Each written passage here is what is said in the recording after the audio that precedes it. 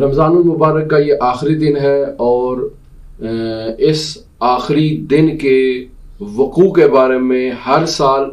یہ شک و تردید اور ابہام برقرار رہتا ہے کہ 29 رمضان المبارک کے بعد 30واں روزہ ہوگا یا روزہ نہیں ہوگا،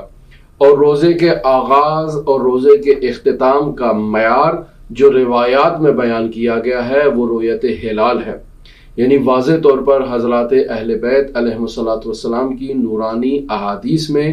پیغمبر اکرم صلی اللہ علیہ وآلہ وسلم کی تعلیمات کو اس طرح سے بیان کیا گیا ہے کہ سم للرؤیا و افطر للرؤیا، یعنی چاند کو دیکھو تو اس طرح سے ماہ مبارک رمضان کا آغاز کرو اور پھر چاند کو دیکھ کے ہی ماہ شوال میں داخل ہو اور عید الفطر کی جائے۔ لہٰذا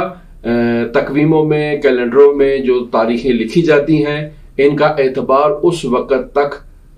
ظاہر نہیں ہوتا جب تک انسان خود رؤیت ہلال نہ کر لے یا باقاعدہ طریقے سے معتبر ذرائع سے رؤیت ہلال کا باقاعدہ طور پر اعلان نہ ہو جائے۔ لہٰذا مستحب ہے کہ انسان خود رؤیت ہلال کرے، چاند کو دیکھے اور باقاعدہ طور پر چاند دیکھنے کے بعد اس کی وہ دعا جو ہمارے اسلامی منابع میں بیان کی گئی ہے اس دعا کی تلاوت کرے اور باقاعدہ خداوند متعال کے حضور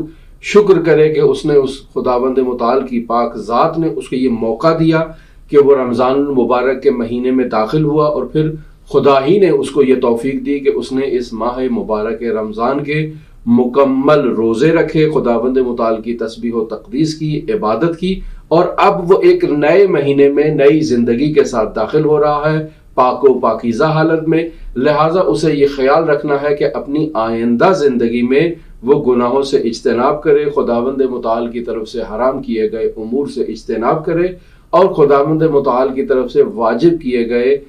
اوامر کی اطاعت کرتے ہوئے خداوند متعال کی فرمان برداری کرے اور قرب الہی کا